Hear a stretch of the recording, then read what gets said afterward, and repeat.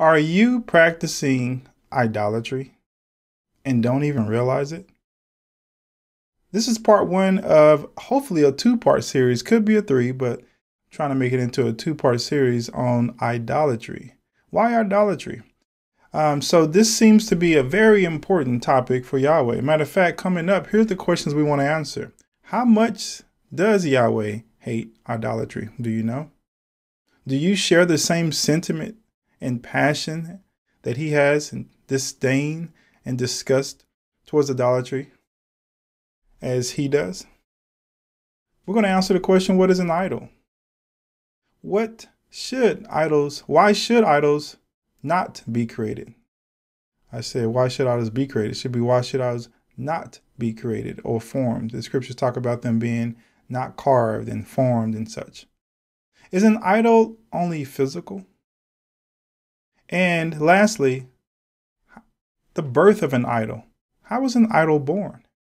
I want to answer these questions in this series, or this part in the series on, do you practice idolatry? So let's jump in with the first question, shall we? How much does Yahweh hate idolatry? He hates idolatry so much that, right, if I was in a live audience, I would say, this is your point where you say, how much does he hate it? And I'll give you the answer. He hates it so much that it's the first and second commandments of the 10. Depending on how you look at the commandments, it starts off with this commandment. Of all the things he could have began with, do you think it was ironic that he started with these two? I am Yahweh, your God, who brought you out of the land of Egypt, out of the house of slavery. Some say that that's the first command. Am being the verb to be, which means I should be and I am and need to be Yahweh, your God. As opposed to what? As opposed to other gods. Verse 3, you shall have no other gods before me.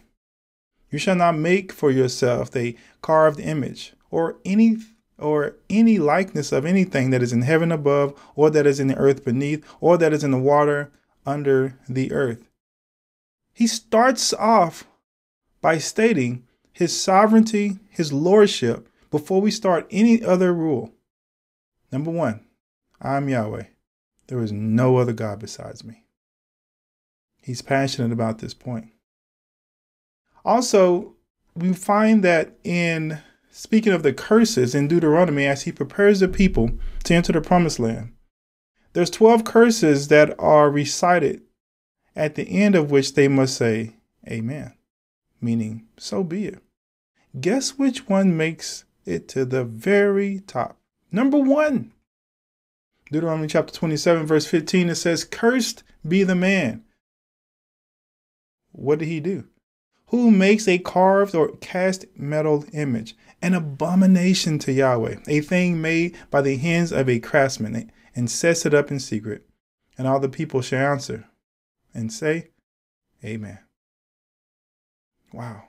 Cursed be that man that puts an idol, that creates an idol before his God, Yahweh.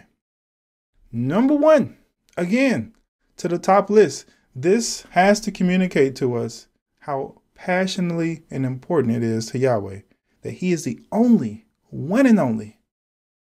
He will not allow any other. He's so passionate and he hates idolatry so much that every idolater was to be devoted to destruction. Not sentenced for a few years, not given a slap on the hand, but completely destroyed. Deuteronomy devotes a whole chapter to this. But we see it in Exodus 22:20 as well. However, whoever sacrifices to any god, whoever, doesn't matter who you are, man, woman, priest, doesn't matter, other than Yahweh alone, shall be devoted to destruction. Deuteronomy 17, if there is found among you within any of your towns that Yahweh your God is giving you, a man or a woman who does what is evil in the sight of Yahweh your God and transgressing his covenant, and has gone and served other gods and worshipped them, or the sun or the moon or any of the host of heaven which are forbidden, and it's told you, and you hear of it, then you shall inquire diligently. And if it is true and certain that such an abomination has been done in Israel, then you shall bring out to your gates that man or woman who has done this evil thing, and you shall stone that man or woman to death with stones. Does it have to be any more explicit what happens? Do we need to share any other scriptures as we begin this series on idolatry to see how passionate, how angry, how he will not put up with any other God besides himself? It's just like a marriage. No husband will put up with any other man being in his place. The idea is disgusting and causes all types of anger and jealousy to arouse in that husband. And so, as you already know, those of us who are in his kingdom and call him Father, we are married to him and we are his bride, and he's passionate that there is no one else besides me. We see this in Deuteronomy, the whole chapter. Whether you're a prophet, doesn't matter, or a dreamer, the same plight. If a prophet or a dreamer dreams arises among you and gives a sign or a wonder, and the sign or the wonder that he tells you comes to pass, and if he says, let us go after other gods, which you have not known, and let us serve them, you shall not listen to the words of that prophet or the dreamer, for Yahweh your God is testing you to know whether you love Yahweh your God with all your heart and with all your soul. You shall walk after Yahweh your God and fear him and keep his commandments and obey his voice. You shall serve him and hold fast to him. What is the offense of idolatry? We see it in the scripture, and we're starting to see it more and more, as we just mentioned. He says, I'm testing you to see if you love me with all your heart, all your soul. There's no division. This is a marriage. There is no other. In verse 5, but that prophet or the dreamer of dreams shall be what? Put to death. Done. Because he has taught rebellion against Yahweh your God, who brought you out of the land of Egypt and redeemed you out of the house of slavery, to make you leave the way in which Yahweh your God commanded you to walk. So, purge the evil from your midst. Purge the evil from your midst. He needs the evil gone. It didn't matter if it was a family or a friend, right? This is Yahweh's words. He created this to make sure we got this point. It can be family or friends. If you're a brother, in case you missed it, in case you were wondering who, your brother, the son of your mother, or the son of your daughter, or the wife. Wow. You embrace, or your friend who is as your own soul entices you secretly, saying, let us go and serve other gods, which neither you nor your fathers have known, some of the gods of the peoples who are around you, whether near you or far off from you, from one end of the earth to the other. He says, I don't care where they are. I don't care what their names are.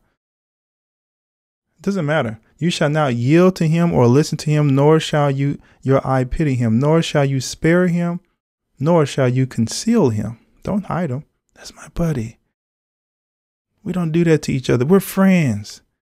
You know, I've had people try to use that line in my life and pull out their friendship card to say, please turn a blind eye to your godly convictions based on our relationship. And this is explicitly saying, do not do that. And afterwards, in verse 9, here's what you should do instead, but you shall kill him. There is no returning from this. There is no redeeming from this. This man or woman is trying to lead you away from Yahweh Almighty to serve some other God or some other gods. Your hand, matter of fact, shall be first against him to put him to death, and after the hand of all the people. After your hand, all the other people. You shall stone him to death with stones, because he sought to draw you away from Yahweh your God, who brought you out of the land of Egypt, out of the house of slavery. Even before we get deeper into the study, we need to be evaluating our close relationships and asking that maybe someone isn't saying those words, right? Let us go serve other gods. But as we get further into this stuff, into this lesson of idolatry, we'll realize one of our future lessons is some of the idols of today. Do I have friends, family members who may not be saying those exact words, but are encouraging me to serve other gods, to bow a knee at those altars? To Yahweh, for such individuals, they are as good as dead. He says, I will not have any of it. Now, please, don't take this as a license to go murder. We don't have that community or this eldership system that's set up, and we don't have that nation in this way. I know some use these types of scriptures to show that the Old Testament is done away with, but we simply don't have the structures and the things in place now. We live in a different nation, wherever you're getting this, mostly America, likely. So don't do that. But do embrace the attitude and the passion that Yahweh has towards connecting ourselves with people, including our own spouses, best friends, brothers and sisters who attempt to draw us away from Yahweh Almighty. Even if it was a city, a whole city. So we talked about a prophet, best friend, wife, brother, sister. What if the whole city? In verse 12, it says, if you hear in one of your cities which Yahweh your God is giving you to dwell there, that certain worthless fellows have gone out among you and have drawn away the inhabitants of their city, saying, let us go and serve other gods, which you have not known. Then you shall inquire and make search and ask diligently. And behold, if it is true and certain that such an abomination has been done among you, you shall surely put the inhabitants of that city to the sword, devoting it to destruction, all who are in it and its cattle with the edge of the sword. Listen to this. This is how passionate he is about it. Even after it's destroyed, he goes on to say in verse 16, you shall gather all its spoil into the midst of its open square and burn the city and all its spoil with fire. As a whole burnt offering to Yahweh your God, it shall be a heap forever. It shall not be built again. Have nothing to do with this city. Have nothing to do with those people. Anyone who's drawing you away from the worship and praise of your Father, have nothing to do with. Question. Why do you think y'all spent a whole chapter, Deuteronomy 13, if you look at it, talking about idolatry? What does this imply and suggest about who he is and what he values? Now, we've hinted at it this whole time, right? I pretty much have been saying it. But we need to let that sink into us, that though it may not be registering to our spirit and our minds and our emotions the same way we're reading here, it needs to. Because our Creator, our Father, Yahweh Almighty, this is how he feels about it. And therefore, this is what's real and what's true. This is how things are and should be. Create in me a pure heart, O Lord, as the scriptures say. Well, the pure heart is one that resembles and imitates the heart of our Father. We also should be vehemently angry towards any idols that we find in our own hearts, in our own minds, in our own homes, in our own communities, particularly from those who align themselves with the way, that is Yahweh, believers. The nations and the peoples around us, they're going to be worldly. That's why it's called the world. And that's why he says earlier about the peoples and the nations, and Yahweh knows. The message is for you and me, though. So please look not to your left and right and start to look at the news and what's going on in this country or that country and say, wow, yeah, you're right. This is so horrible. They're getting what's coming to them. But it's for the people of Yahweh who he's trying to hewn out of this mountain to show the rest of the world how it should be done. It's us, and it's to them that he's speaking. when he says, you guys need to uphold this command. And it needs to start with us. We can also see Yahweh's disgust and disdain towards idols through the language he uses about idols. We don't see this in the English, but when you look at the word idol, it's not always the same Hebrew word. It's not just idol, right? But we'll find that sometimes it uses a word that's related to dung, poop from animals. This is how he refers to those quote unquote gods. Think about that. A God who's supposed to have the ability to give you prosperity and safety, all these other attributes, and he calls it poop and garbage.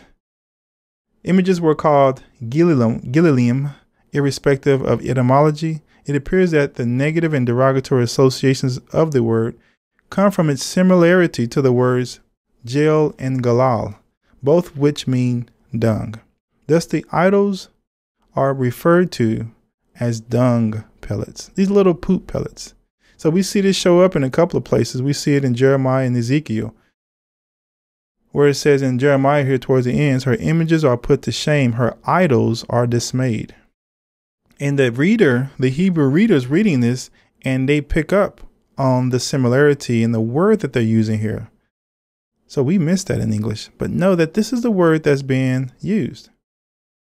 Ezekiel, it says, you shall, this says Yahweh, God, a city that, you shall say this, thus says Yahweh God, a city that sheds blood in her midst, so that her time may come, and that makes idols to defile herself.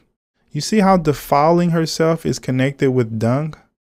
To the hearer of Hebrew, it's very clear that you're defiling yourself with this crap, with this excrement from an animal at that. This is not anywhere near a God. In verse 4, you have become guilty by the blood that you have shed and defiled by the idols that you have made. And you have brought your days near. The appointed time of your years has come. Therefore, I have made you a reproach to the nations and a mockery to all the countries. So you see that in the language. This is dung. This is excrement. This is poop. Why bow down to such? It's also described as weak. The word Elohim sounds much like Elohim, God, but it also suggests rather an association with the adjective Elil, which is weak or worthless. The biblical authors declare that the quote unquote God that the person thinks he is worshiping is in fact worthless and weak and impotent. And we see this show up in Leviticus. You shall not make idols for yourself, or erect an image or pillar, and you shall not set up a figured stone in your land to bow down to it, for I am Yahweh your God. So we see, if we break down the words so you can see the Hebrew, this word Elil for idols. Same word. Again, we will miss that if we just read the English, but he's trying to highlight the weakness and the worthlessness of such a thing. Detestable is another word that is used to describe these idols. Another word for idol is sikwis, detestable thing. The related noun sikes is used of various ritual unclean creatures that would render anyone eating them ceremonially unclean. So we are familiar with some animals being clean versus unclean. This is the word that is also used. The unclean word is the word that's also associated with idols. And that's why we saw earlier, you've made yourself detestable, or you made yourself defiled by these things, just as if you were to eat something that was unclean. Thus, idols pollute anyone using them and render them unclean before God. But even more so than just the unclean status, this is detestable. And I said to them, cast away the detestable things your eyes feast on, every one of you, and do not defile yourselves with the idols of Egypt. I am Yahweh your God, but they rebelled against me and were not willing to listen to me.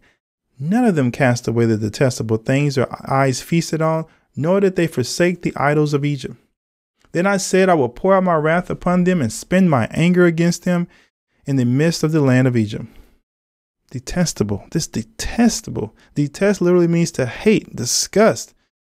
It's hard to find a stronger word that is communicates disgust. Abomination hits the mark, though. The word tu'aba refers to that which goes against established religious or ethical conventions, and more specifically to that which violates the moral and ritual standards of God's covenant with Israel. So we see that in Isaiah 44. They know not, nor do they discern, for he has shut their eyes so that they cannot see, and their heart so that they cannot hear. No one considers, nor is there knowledge or discernment to say, half of it I burn in the fire. Now, it being the piece of block of wood, he says no one is thinking, no one can see or understand the ridiculousness that they're pursuing. Half of it I burn in the fire. I also baked bread on its coals. I roasted meat and have eaten. And shall I make the rest of it an abomination? He says, think about that logic. You used it for firewood. You cooked on it and ate from it. Now you're going to worship it? This abomination? Shall I fall down before a block of wood? He feeds on ashes. A deluded heart has led him astray, and he cannot deliver himself or say, is there not a lie in my right hand? He can't realize that in your right hand there's a big old lie that you can't realize. Other scriptures in Jeremiah and Ezekiel. But first I will doubly repay their iniquity and their sin, because they have polluted my land. Wow. The land can be polluted because of idolatry. With the carcasses of their detestable idols, and have filled my inheritance with their abominations. Are you sensing the anger, the disgust, the refusal to have anything to do with this idolatry? He says, this is polluting my land. When we think of polluting the land, what causes the pollution of land? Blood. Often we think of murder. Abortion comes up. All these atrocious acts. But did you know idolatry also pollutes the land, and he also finds as an abomination? Ezekiel 5 says, therefore, as I live, declares Yahweh, surely, because you have defiled my sanctuary with all your detestable things and with all your abominations, therefore I will withdraw. My eye will not spare, and I will have no pity. That's so mean. What kind of God is that? You know, oftentimes people who are unaware of the scriptures or ignorant of the character of Yahweh, and I say that not as a mean thing, but simply just don't know, focus and hyper focus on the latter part that says he kills and he does not spare anyone. I will have no pity. Now, there's even scriptures where he says, if you continue in this way, I will laugh at your calamity. A number of times I will mock at you, to highlight the point that you did not listen, and he will not listen to us if we are practicing such abominations. Lastly, worthless. We mentioned this a little bit earlier. Jeremiah 10, it says, hear the word of Yahweh speaks to you, O house of Israel. Thus says Yahweh, learn not the way of the nations, nor be dismayed at the signs of heaven, because of the nations are dismayed at them. For the customs of the people are vanity. A tree from the forest is cut down in the work with an axe by the hands of craftsmen. They decorate it with silver and gold. They fasten it with hammer and nail so that it cannot move. Their idols are like scarecrows in a cucumber field. They cannot speak. They have to be carried, for they cannot walk. They do not be afraid of them, for they cannot do evil. Neither is it in them to do good. They can't do evil. They can't do good either. They can't even talk or walk. You got to carry these things around. Have you lost your mind? This is worthless. That's how we should see it. Matter of fact, the person who embraces such wins and earns himself a stupid title. In verse 14, every man is stupid and without knowledge. Every goldsmith is put to shame by his idols, for his images are false, and there is no breath in them. They are worthless, a work of delusion. At the time of their punishment, they shall perish.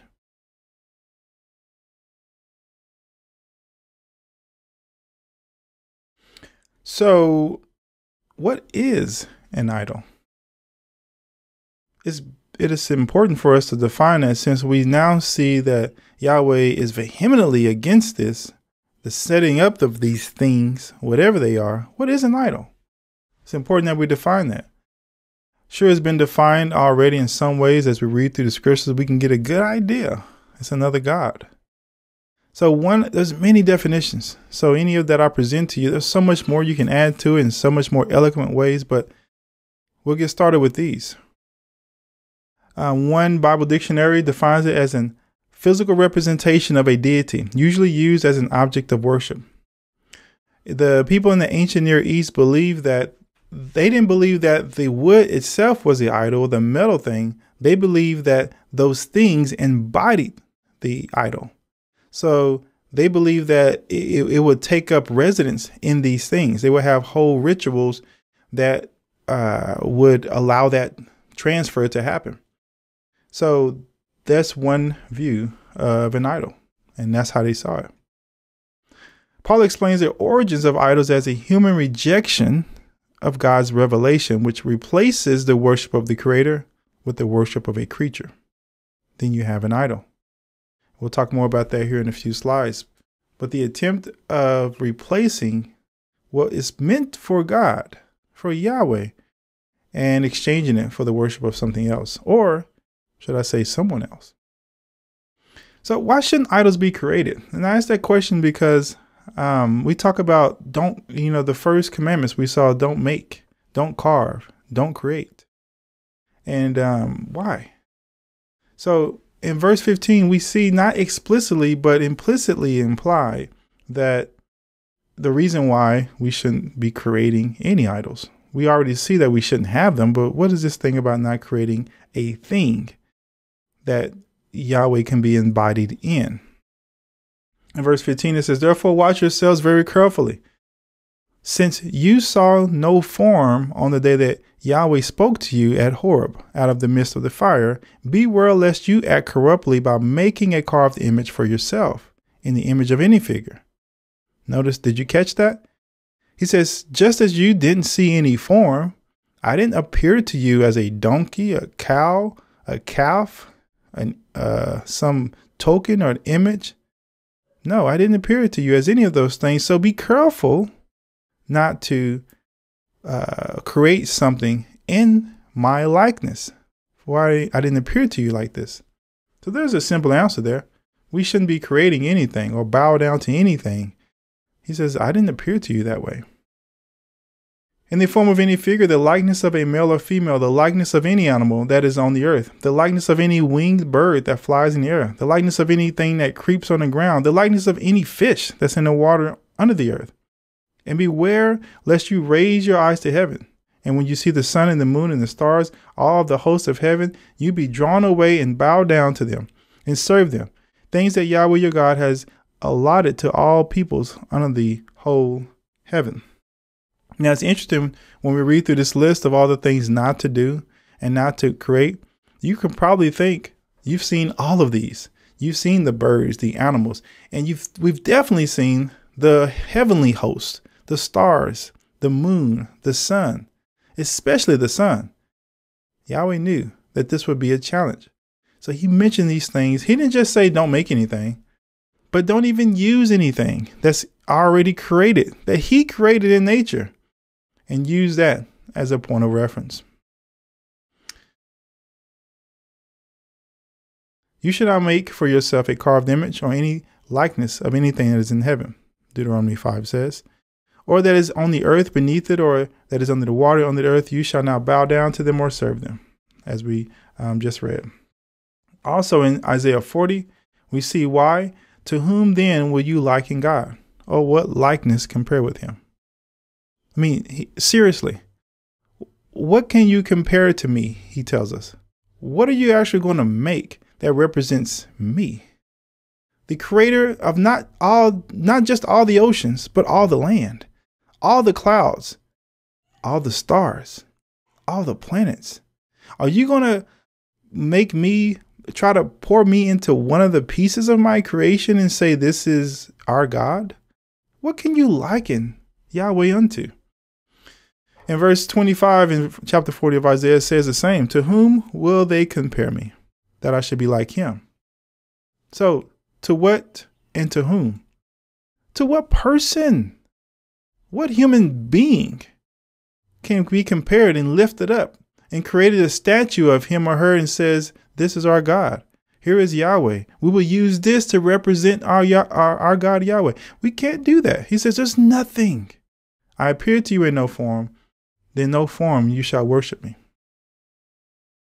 So we're talking about forms not being created.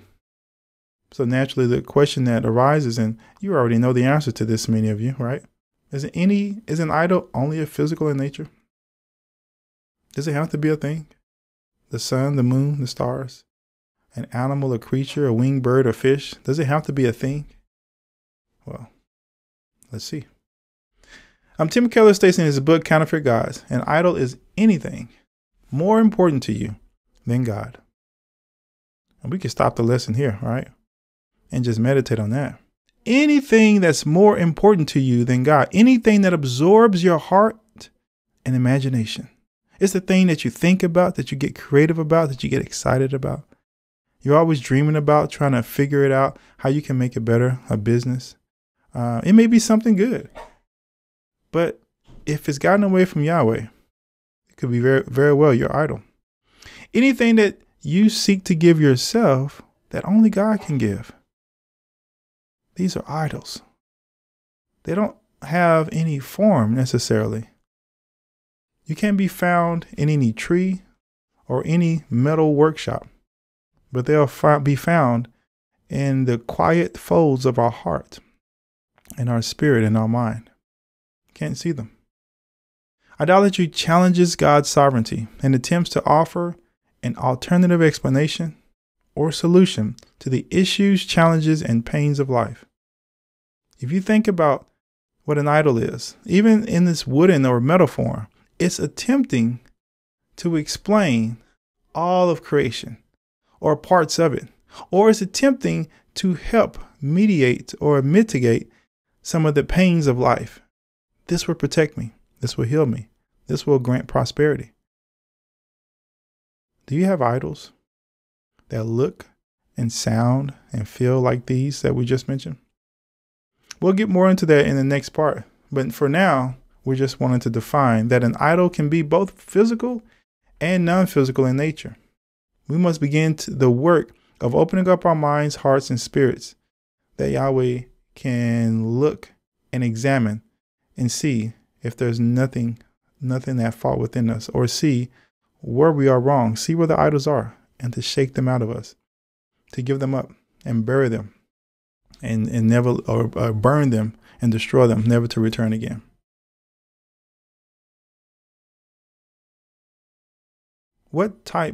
Anything that rivals your love for Yahweh and your pursuit of his righteousness and his kingdom. Anything that rivals. See, we read a second ago that in Deuteronomy, he says, and we didn't read a second ago, but we alluded to this. In Deuteronomy 6, I believe, it says, love him with all your heart, all your soul.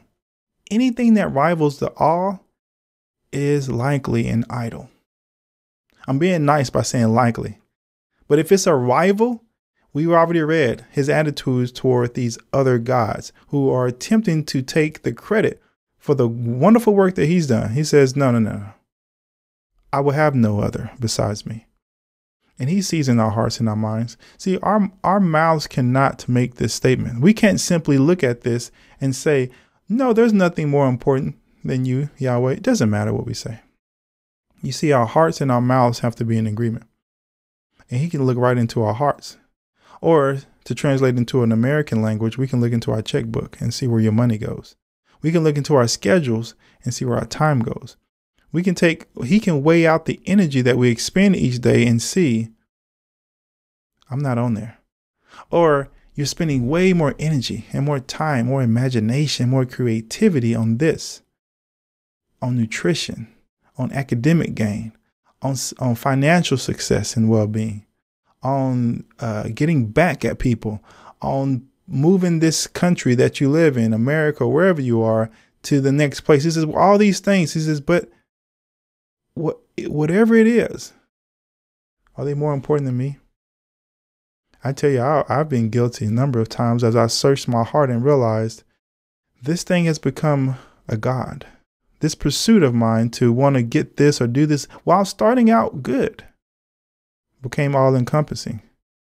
And it's something I bowed down to and served. Even what if God says no to this thing? I think that's sometimes the deciding factor. And we'll look at it again in part 2.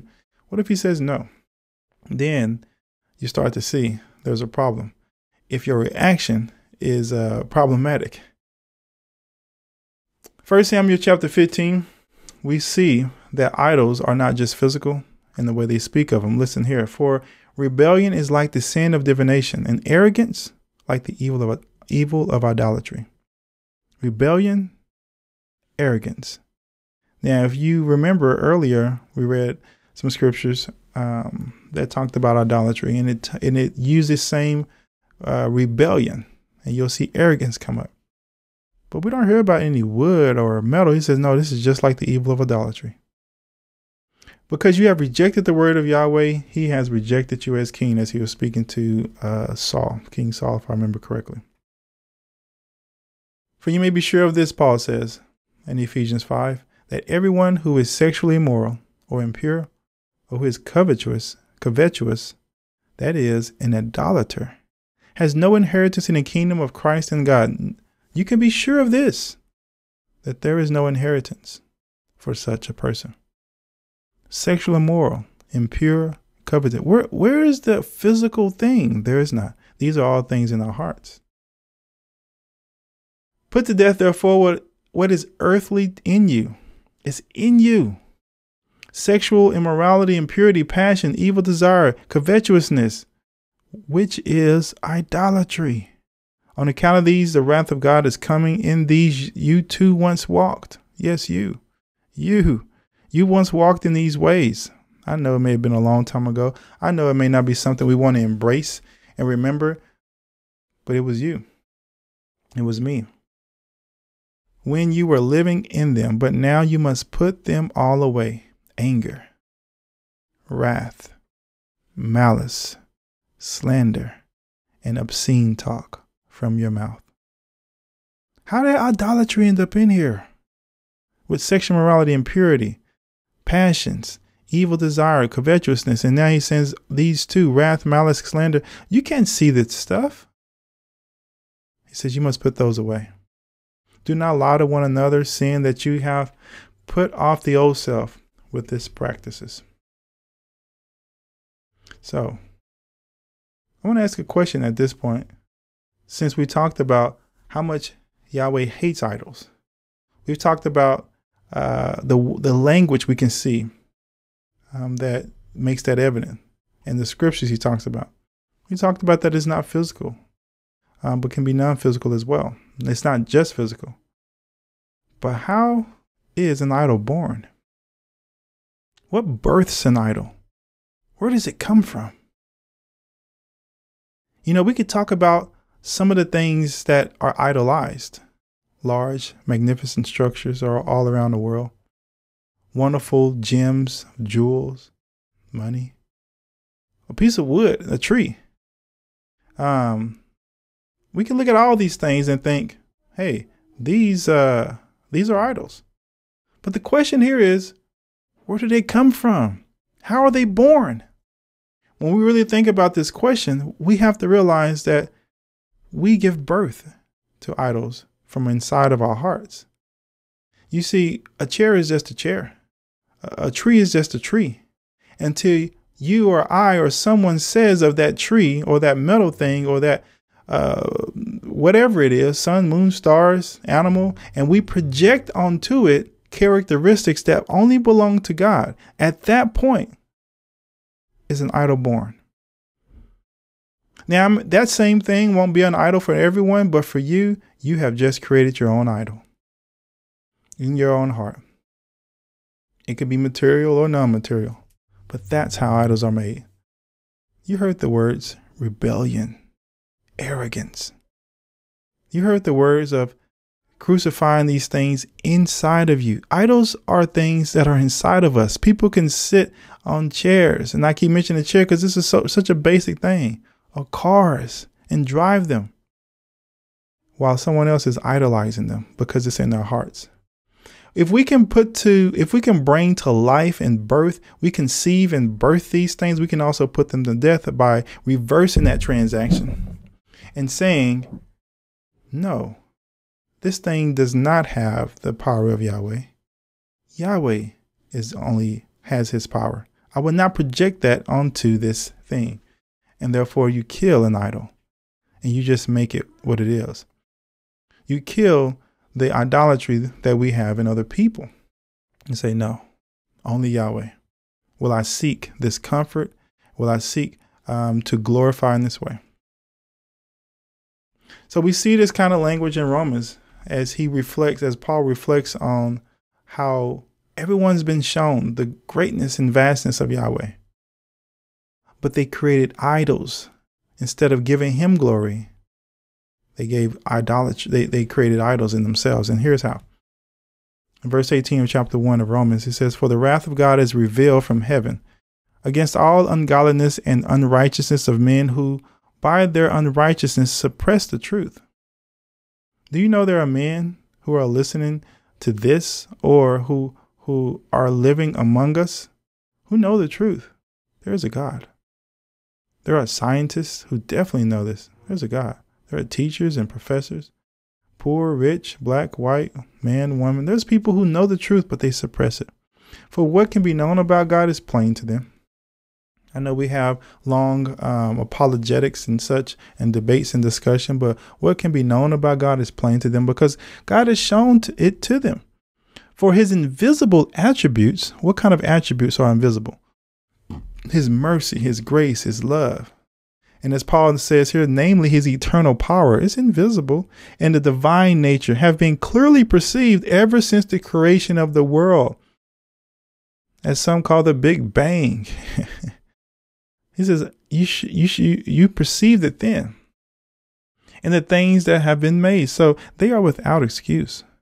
For although they knew God, they did not honor him as God. And see, here we get into idolatry.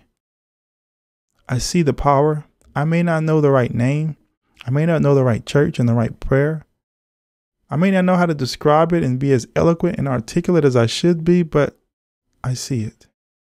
They did not honor him as God or give thanks to him, but they became futile in their thinkings and their foolish hearts were darkened. See, it wasn't always darkened. This was created over time. Claiming to be wise, they became fools and exchanged. Here is the birth of an idol. They suppressed the truth. Their hearts were darkened.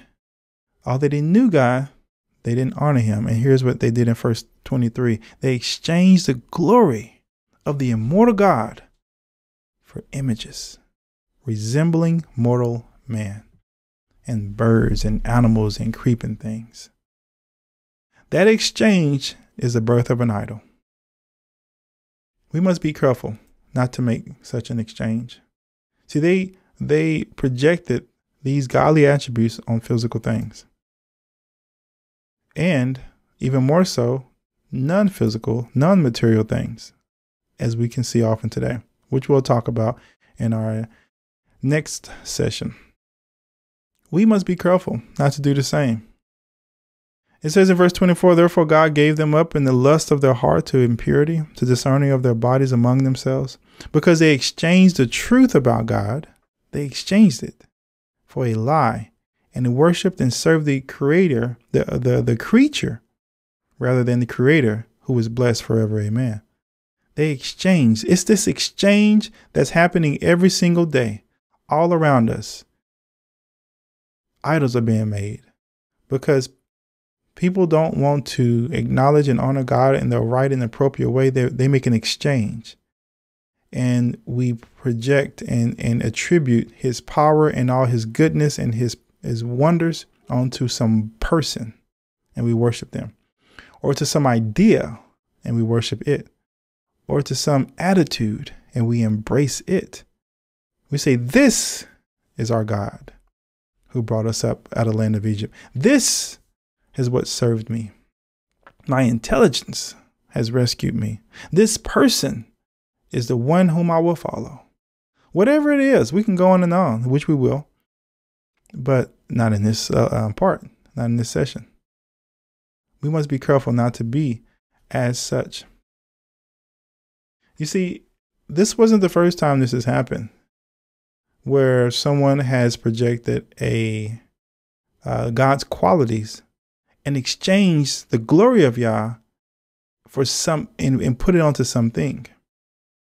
1 Samuel 4, we find that the Israelites did this when trying to win a battle against the Philistines. It says the Philistines drew up in line against Israel, and when the battle spread, Israel was defeated before the Philistines, who killed about 4,000 men on the field. This is 4,000 people died in this battle. And when something like that happened, you go back scratching your heads like, okay, what happened? And when the people came to the camp, the elders of Israel said, why has Yahweh defeated us today before the Philistines? Good question. Perfect question. We need to ask those types of questions. What's going on? Why are we being defeated? Let us bring bad solution. Let us bring the ark of the covenant of Yahweh here from Shiloh, that it may come among us and it may save us from the power of our enemies. It's a subtle thing that happens here. See, Yahweh has associated himself with the ark and asked him to build it. It's where his presence was to be found, and they often brought it to battle with them, I think every time. But the ark is still not Yahweh. And instead of entrusting themselves to Yahweh himself, they took the created things and they created an idol, because they said this thing will save us. And as soon as they formed that thought in their head, an idol was created, even from something as holy as the ark. Now you have an idol. The battle didn't go well for them, and it won't go well for any of us who make such mistakes in creating such idols. And Isaiah 42 says, I am Yahweh, that is my name. My glory I give to no other, nor praise to carved idols. He says, I give my glory to no one and to no thing. No one and no thing will have my, here's the ark, I have it. Have we done this in our lives? Have put, especially in the Christendom, made our idols from things that may have had some connection to Yahweh, but we have lifted up and we've lifted up on pedestals and bowed our knees to it. One of the most prevalent pieces that many will have a tough time accepting is how we've used the cross on which Christ was crucified. Nowhere in Scripture were we commanded, demanded, suggested to use such a thing in representation of Christianity or the power of God. But you see it all over movies. You see it all around homes. And people put their trust and their faith in this cross as to have the power to cast out demons and to create a very spiritual and godly atmosphere. But you won't find that in any verse. Matter of fact, when you do your research on cross, it's connected with death and suffering. So when you think about no first century or second century, whatever, when this practice was coming, no one would carry crosses around their neck and their bracelets and on the walls in their home. They would think you were sick. Do you have a desire for pain and death? But we use it now, and many worship it and don't realize it because they're putting power into this a shape, this thing that Yahweh never gave power to. But an idol was created in our hearts when we said, this is what we're going to use. I believe it was Constantine that may have had a lot to do with that felt he saw a cross as a sign to continue in battle. We can have many discussions about it, but we have to challenge these ideas and test them. And having these crosses just don't hold up. Some in Catholicism is huge with icons and figurines of saints and such. It's far from what Yahweh asked us to do. Nothing should be carved. especially lifting up any men that we should bow ourselves to and pray to. This is simply not in Scripture and is an abomination, detestable in his sight, as we mentioned. So whether it be a picture or whether it be a painting, a cross, a sign, anything, even the Bible itself. Yes, I said it. I'm going to probably get in trouble with people and have a hard time with this. The Bible contains the Word of God, but the book itself, we have to be careful to think that the book itself it is God and it has its power. No, the book contains the Word of God and is powerful as it's used, if we are faithful to doing what it says. But many put the Bible everywhere in their homes, just as they do crosses, believing in its power because it's present. Now, I walk gingerly on this one because the Word of God is powerful and it's contained in that Bible, and I treat it carefully, and I've seen the power of it, especially an open Bible that's read. But the book itself, we need to be careful that doesn't become an idol. So I want to close and summarize our points. Yahweh hates idolatry so much that we find it in the first 2 commandments. We find it as the first curse of the 12 that he reminded the people before they entered into the promised land. All idolaters are devoted to destruction. Not some, not most, not just the men. Everyone who practices idolatry. Do we have idolatrous ways in our life right now in heart? We will examine that in the next section. But I want us to, again, be praying about this. Ask God to open your heart. Ask God to help you see if there's any ways in you that are not like him. Any idols that you've set up in your spirit. Yahweh's disdain for idols is revealed through the language he uses describing them. Like we talked about, the dung and the worthless, detestable, abomination. He can't stand it. Do we have the same attitude now that we mentioned some of the idols? Can't stand it. No, this is against Yahweh. I will not betray him and prostitute myself to something like that. Sure, we can do that with figurines, but with our own idols or with the ones that are more common to us in our culture, do we have the same attitude as he? An idol is a physical or non-physical entity that replaces or steals the worship owed to Yahweh by attempting to embody similar attributes and or offer similar promises. Yahweh has no form. Therefore, none should be given him. He should remain formless. He's here. He's the air we breathe. He's everywhere. We reach out to him in prayer. He's able to do it all. But we must be careful not to form anything, physical or non-physical. Guys, I hope this has been an amazing blessing to you. What we have coming up, I'm very excited for you to share. Questions, we will answer 3 questions. Why is idolatry practiced? If this is so bad, what's the need for it? Isn't 2 gods better than 1? Right? The more the merrier. I mean, gods are like amazing, right? They're powerful. Isn't 2 better than 1? We'll look at Israel's practice of having multiple gods and why they did this. And and lastly, how do idols look like today in our life? Very important question. You don't want to miss this, so that we can unearth and disclose any idols that we may have in our own personal lives, but also helping our brothers and sisters and family members to identify idols that is causing abomination to be set up in the sight of Yahweh and causing curses on themselves to be detestable and all those things we mentioned. So thank you again for tuning in. May Yahweh bless you and keep you. May he bless both the hearers and the doers of his word. Amen.